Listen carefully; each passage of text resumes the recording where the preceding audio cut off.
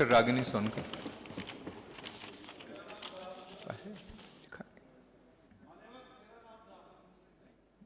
नहीं, आपका नहीं, तीसरे पे था, मैंने पहले बता दिया ना, उन्होंने ही, कमाल अख्तर जी ने उसको नीचे किया है।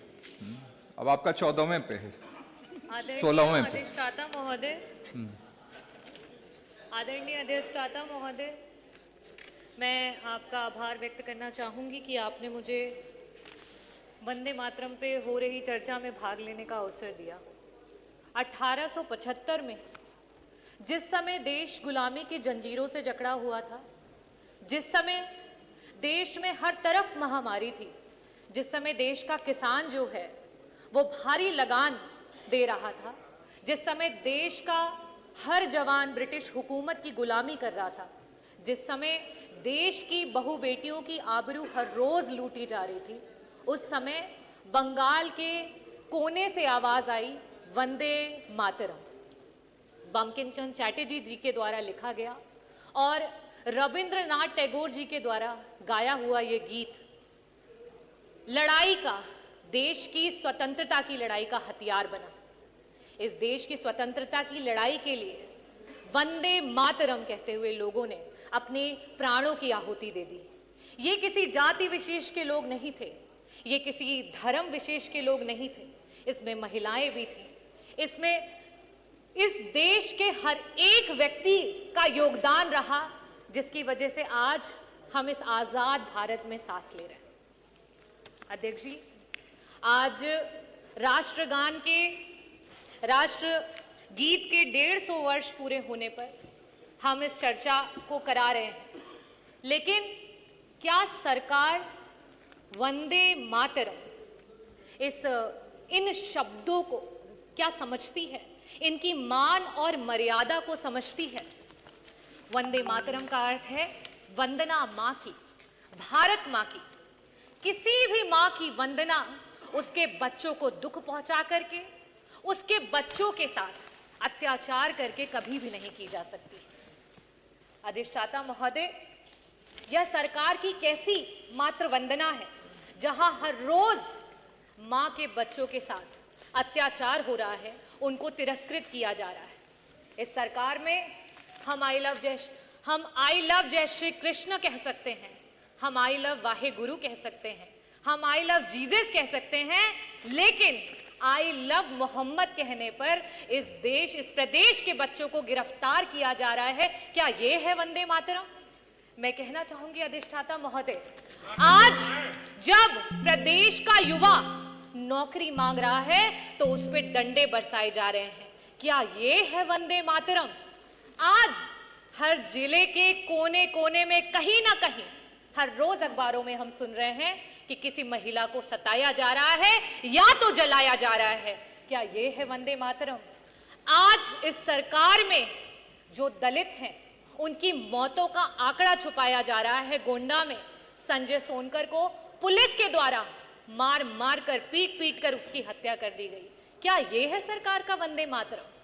जब बाहुबलियों की बात आती है तो उनको संरक्षण, और जब एक पीडीए की बात आती है तो उसका भक्षण। क्या ये है वंदे मातरम?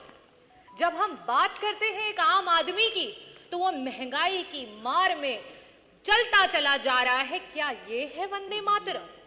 आज माननीय मंत्री जी नहीं है, स्वास्थ्य मंत्री जी, पता नहीं क्यों वो नाराज हो जाते हैं जब भी स्वास्थ्य की बात होती है।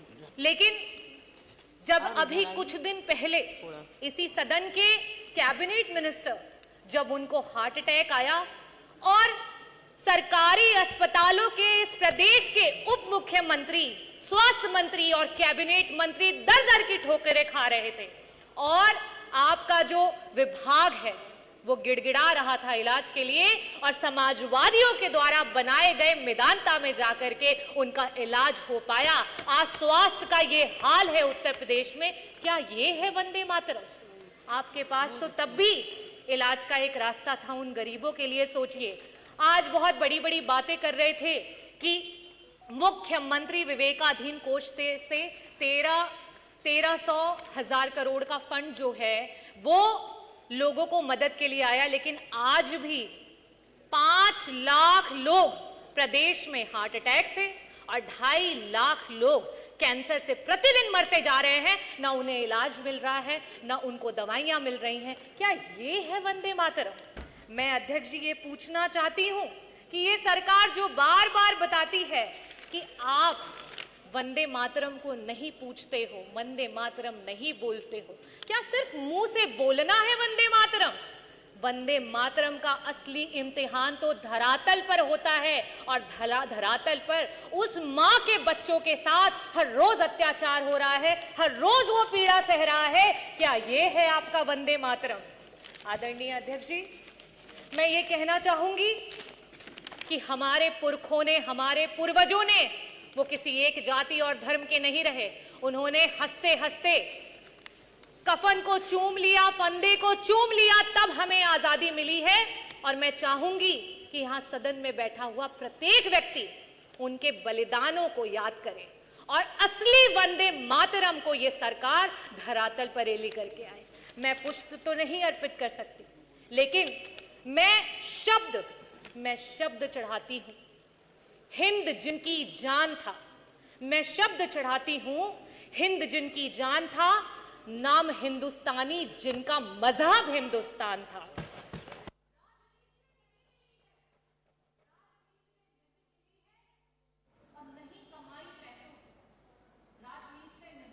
नहीं कमाई पैसों से, सौदा लहू के मोल हुआ था भगत सिंह के जैसों से। माओ ने गोली खाई थी। आप बात कर रहे हैं मां की, जिस आजाद भारत में हम हैं, माओ ने गोली खाई थी, बेटे फंदों पर लटके थे। आजादी की डोली जो आज हम आजादी की डोली कुर्बानी के कंधों पर, बदन पर बंधी थी जंजीरें, दिल मगर आजाद था। रक्त के अंतिम कतरे में भी भारत जिंदाबाद था। भारत जिंदाबाद है और भारत जिंदाबाद रहेगा, क्योंकि रविन्द्रनाथ टैगोर जी ने इस गीत को गाया, और उन्हीं के द्वारा गाया हुआ एक और गीत है, एकला चलो रे। आज प्रदेश की सरकार की जो नीतियां हैं, इस पीड़ित समाज को जिस तरीके से तिरस्कृत किया जा रहा है, आज पूरे प्रदेश की जनता इस बात से जो है हामी भरती हुई इस बात को पूरा करने जा रही है कि एकला चलो रे।